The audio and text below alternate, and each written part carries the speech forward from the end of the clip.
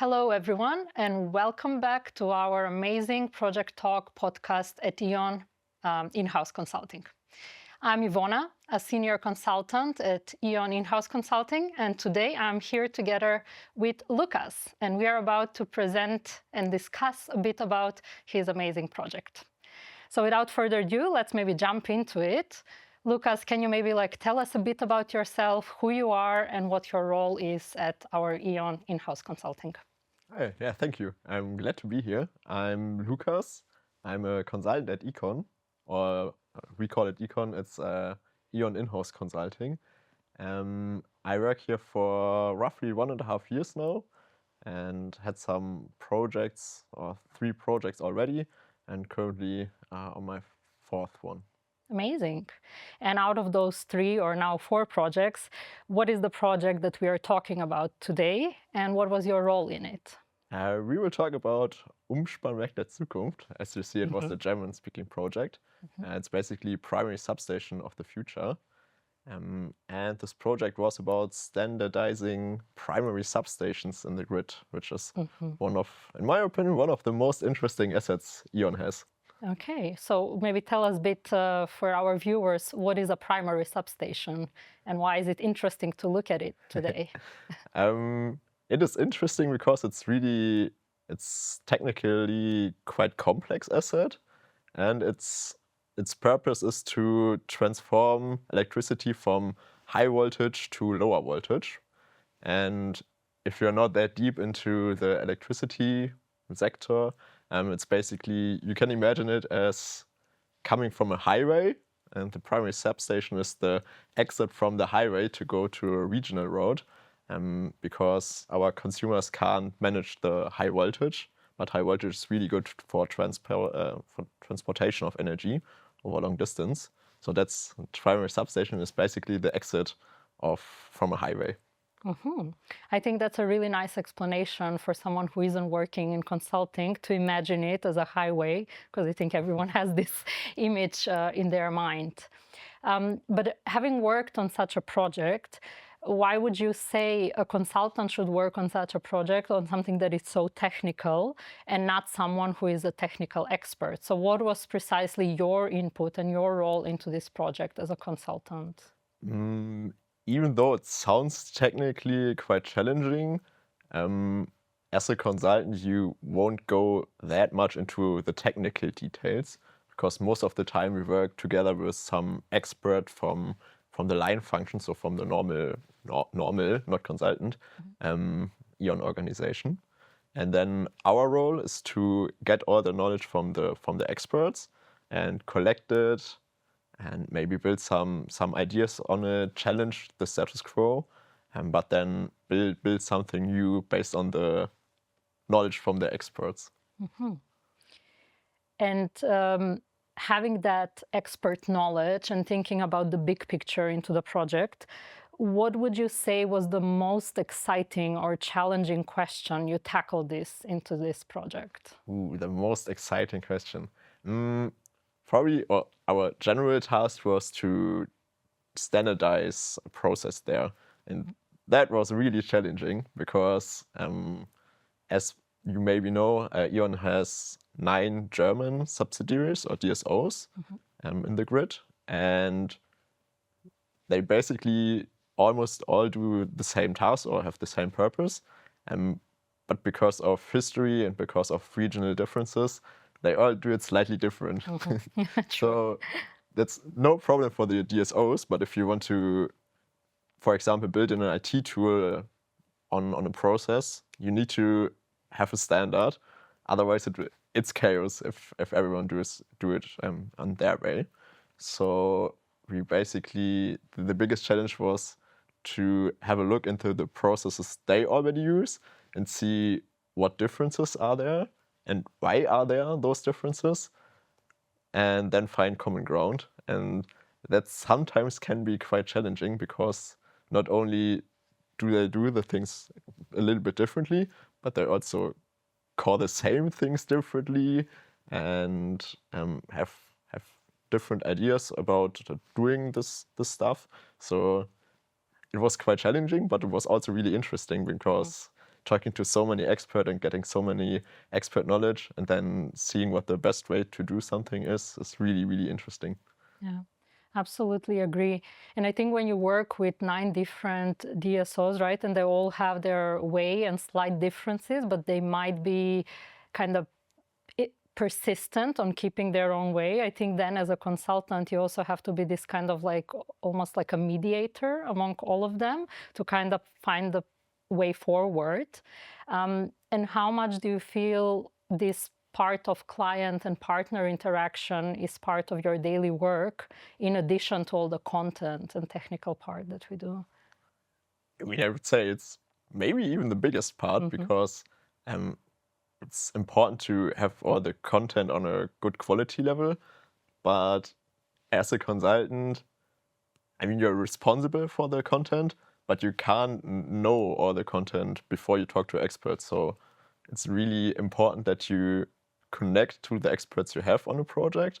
For me, in this project, it was people from the line, so people that are project managers for building primary substations, or that that maybe were a technical expert for a component of a primary substation, and then talk to them, talk about their daily job, get all their knowledge, and then build the content on this. But it's a learning on the job thing, not that I bring the expert knowledge into it, but rather talking to people that are really clever and know something about how they do their job, and then get this knowledge together.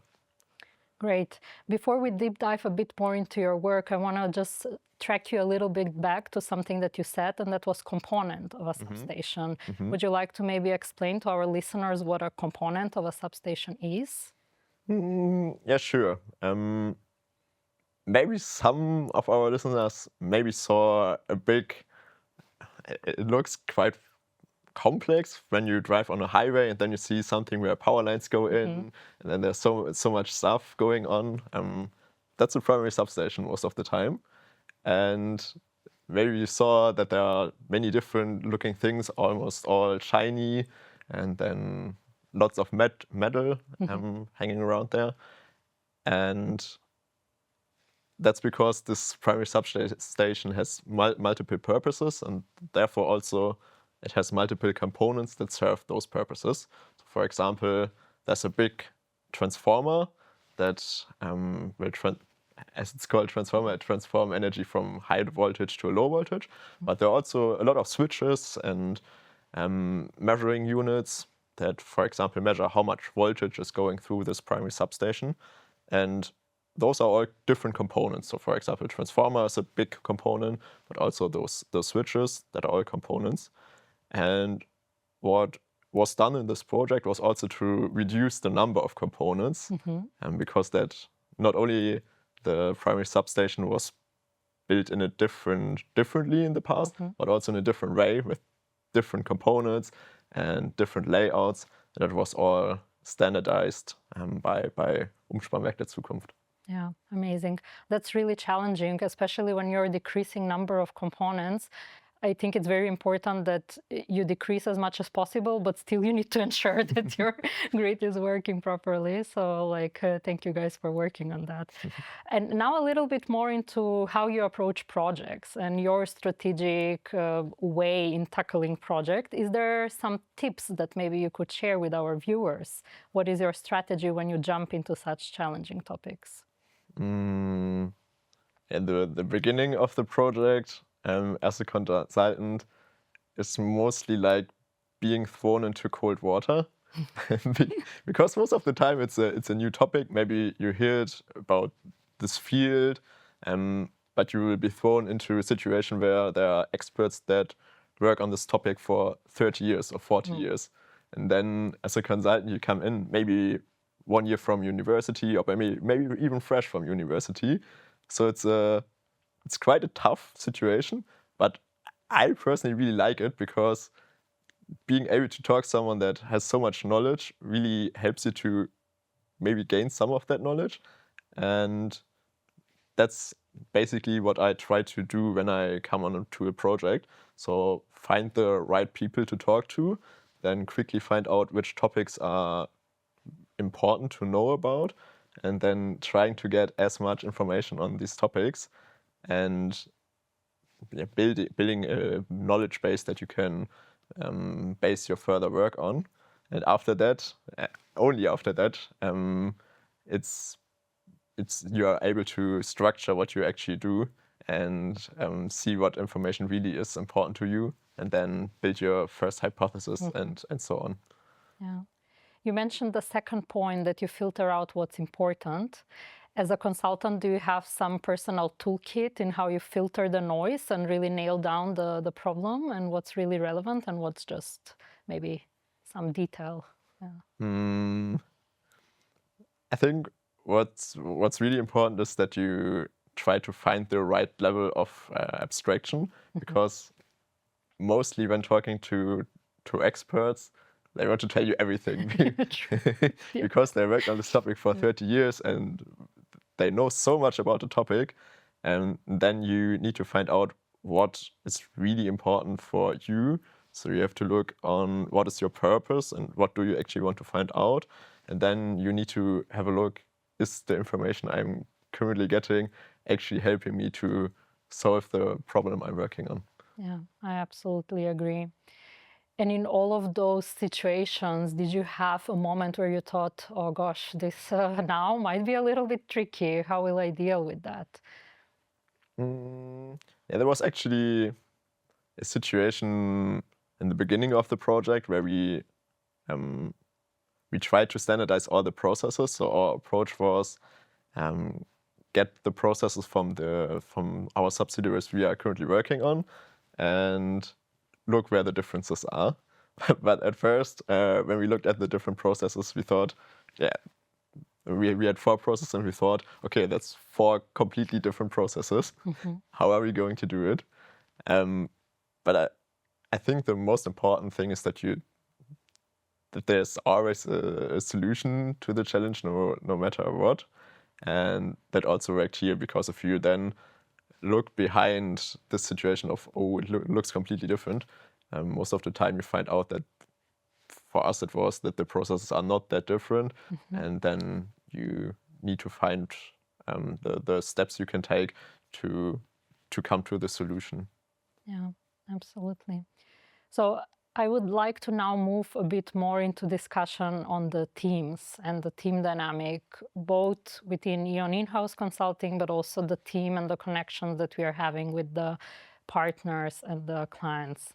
So before we go into that, we are mentioning the word partner quite a lot. Can you maybe explain to our listeners who our partners are and how we actually work and communicate with them? Yes. In contrast to external consultants, for us, partners are not the most senior people in the organization, but you can compare to clients, because we only have one client, which is E.ON, and we see E.ON more as a partner than as a client, because we are also part of E.ON.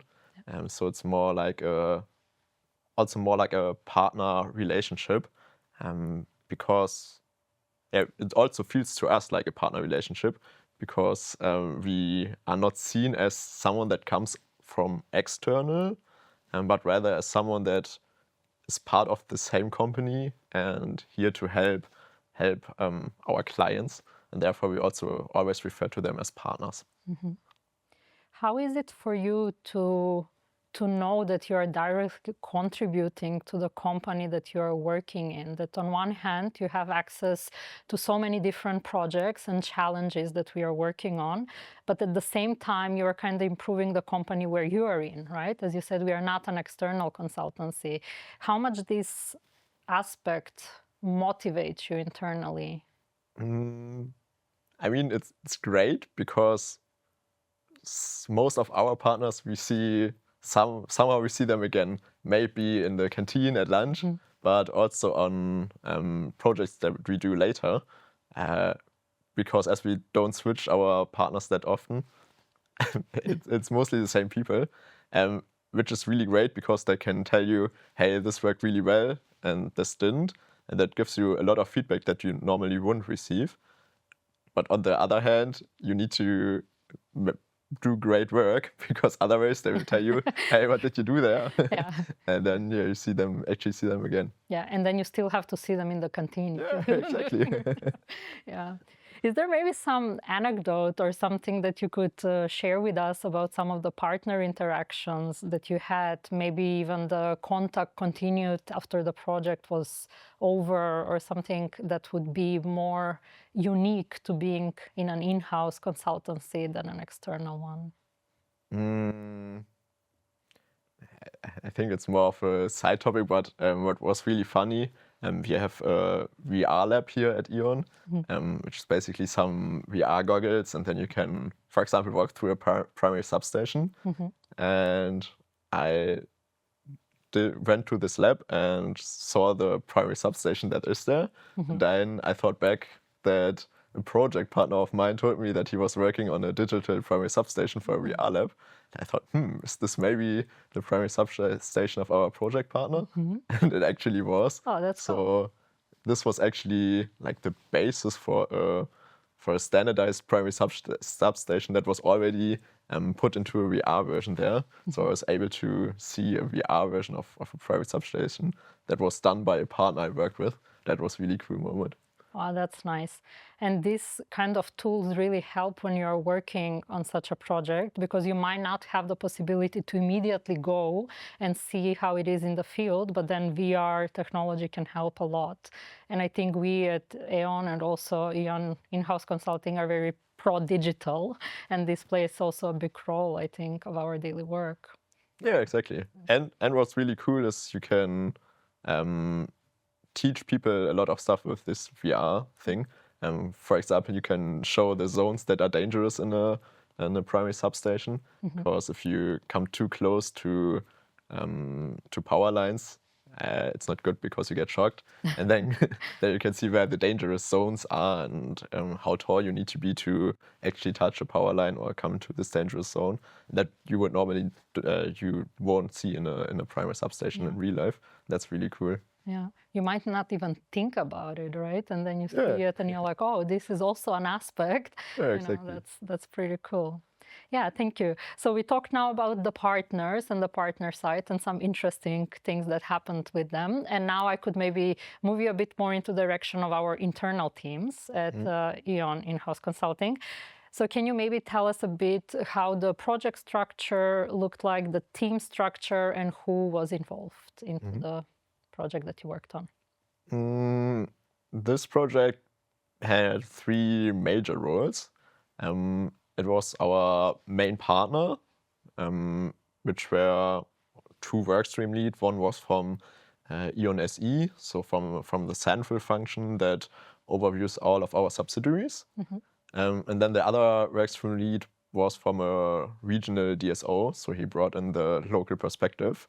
And those 2 were leading our workstreams, so they were our partners that paid us. Then the second role was the expert we were talking to, and those were 4 project managers for building primary substations from 4 different subsidiaries, so DSOs. And then there was us, Econ, and we were in the setup. We were four consultants working there. It was a project manager who is responsible for all the operational work. Then there was a senior consultant who was responsible for managing all the bigger tasks and also managing me as a consultant. And then there were 2 consultants, so me and another consultant. We did the execution of all the operational tasks. So we looked into the process, talked to the experts, and went to workshops, prepared the workshops. And then, as in almost all consultancies, there were also levels above us. So we also had here they are called director, who was responsible for the strategic alignment of this project. And she was also responsible for going into this really senior meetings with the sponsor, so which is one below the board. Sponsor? Can you maybe tell us what a sponsor is? Yeah, sure. A sponsor is basically a really, really senior person that buys a project. This person normally gives some input and says what they want, but normally they are operationally not that involved because they are really senior to have a lot of tasks to do. So they give strategic direction on what the project should look like, but not go to workshop and work on the process, but rather say, hey, that should be the output. Mm-hmm. So you as a consultant yourself did not have very often a contact with the sponsor. Exactly. So in this project, for example, I didn't talk to our sponsor at all. That was mostly done by our director or the project manager. Great, thank you for clarifying. And specifically in the working environment in your team, what did you particularly like about this working setup and the people that you worked with? Most importantly, my colleagues. It maybe sounds a bit cheesy, but it was a great project team, and I really, really liked the colleagues I worked with, and also became friends with most of them, and that I really liked. Then what I also really liked was working with so many different experts in this field, because I got to really like this big asset of primary substation, and it was great to get to know as much knowledge as possible about it. And talking to people that had worked in this field for so long was really, really inspiring. And then it was also nice to go to some primary substations and visit them and see how they are built, and not only theoretically think about how they should look like, but actually look how they currently look like and what can be improved. Yeah. I think that's really cool aspect of our work, that we have these projects that are not going like maybe you're not staffed on a project for 5 years, but you actually get 6, 9 months, whatever it is, that you try this project and you see different parts of E.ON, and then even yourself can figure out which of the business segments within E.ON you actually like and enjoy, what kind of work you enjoy doing. Is that maybe also for you, or am I just the only one who feels like that? Most definitely. I think that was also the main reason why I joined E.ON-Inhouse-Consulting, to get to know different perspective of this business, and also the energy sector in general. And I also really like that we get thrown into the water as much as possible, because from leaving your comfort zone, you learn so much by doing things that you've never done before.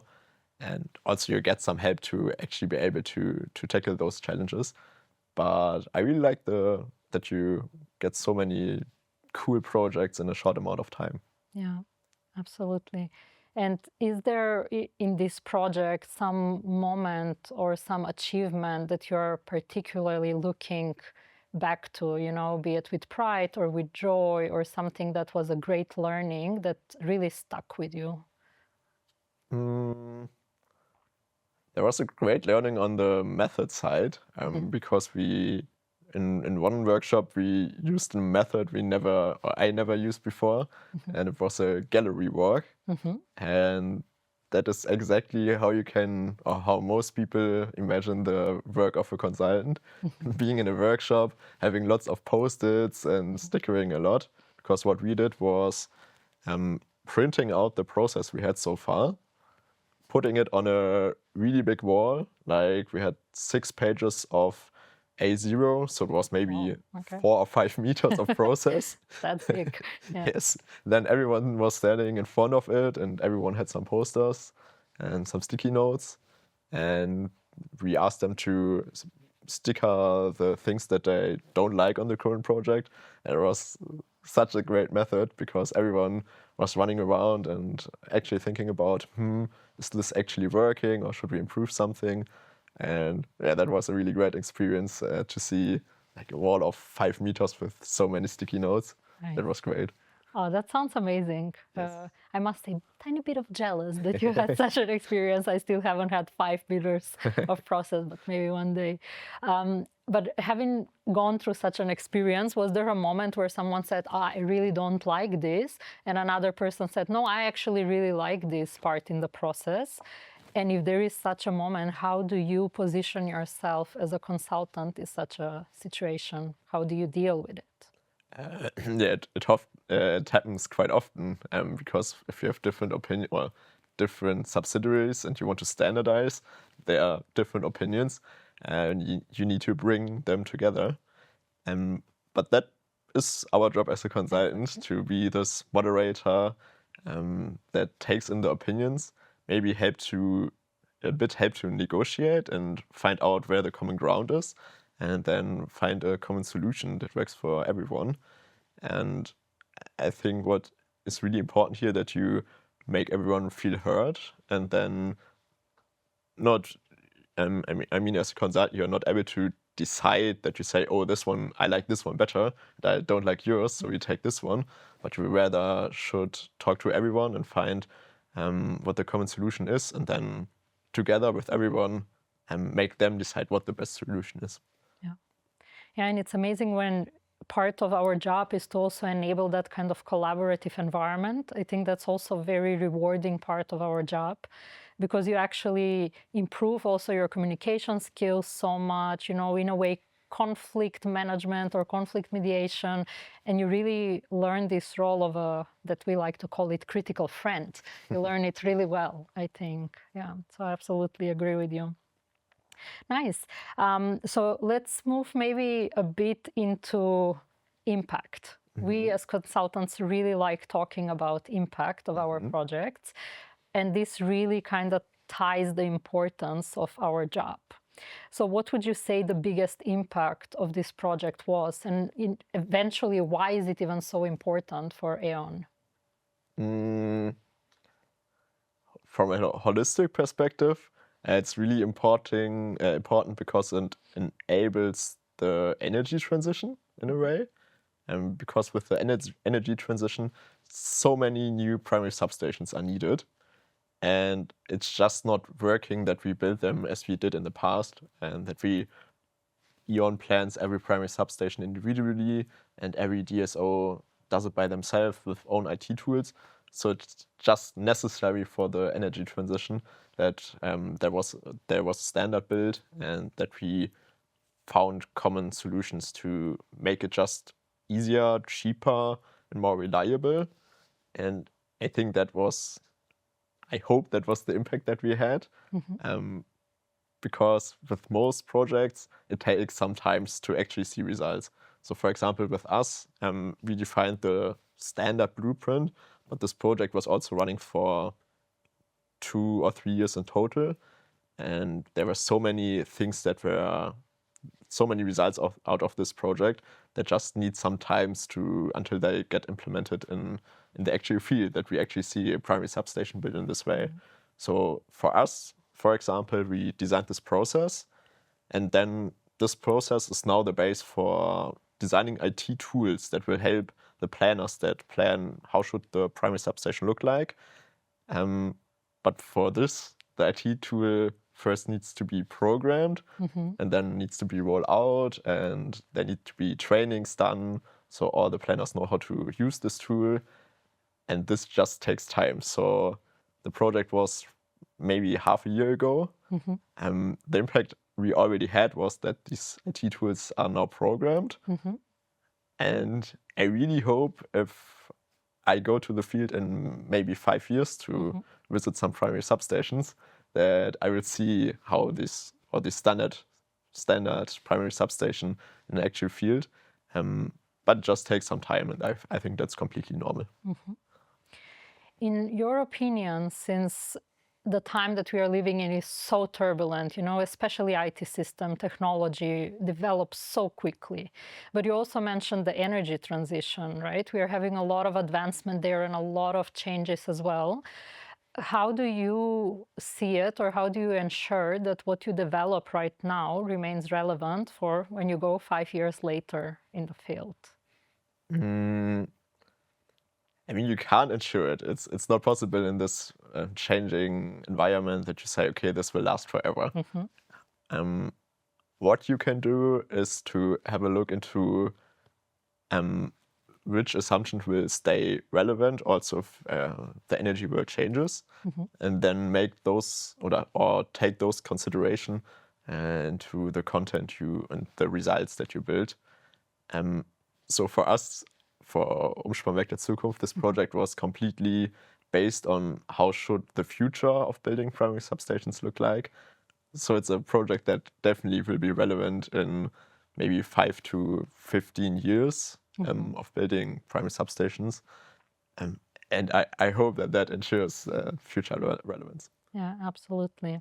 And I think then eventually also the team have responsibilities to iterate and adjust. And I think that's also very important for companies who really want to work in the energy sector in the 21st century as it is. Yeah. Yes. Nice. So you already talked about the IT system, that it has been programmed, that it's now being in the uprolling. But when you look forward into this, let's say 5 years time, is there something that you say, oh, if this happens, this is really the difference that I would have made and that I would be proud of? Is there something that almost like wishful thinking from your side? Yeah, this wishful thinking might be that I hope that all of our subsidiaries, or the planners in all of the subsidiaries, will use these tools in the future and will be happy with using them, because what we hoped was that make their job easier for planning primary substations, because if they have a standard, they can just click, okay, I want to have this standard with those standard components and standard way of building it. And then they can just say, okay, let's build it. And I really hope to see that impact. And also that for E.ON's perspective, that it will be way cheaper and more reliable to build them in the future. Absolutely. And with that note and with that remark, I think we are slowly coming to the end. Thank you so much, Lukas, for taking the time that we have this amazing conversation, and that you also explained to our listeners and viewers of what we do at E.ON In-House Consulting and how our work connects to the core businesses of E.ON. So thank you everyone for listening and joining in, and please stay tuned. Thank you and bye.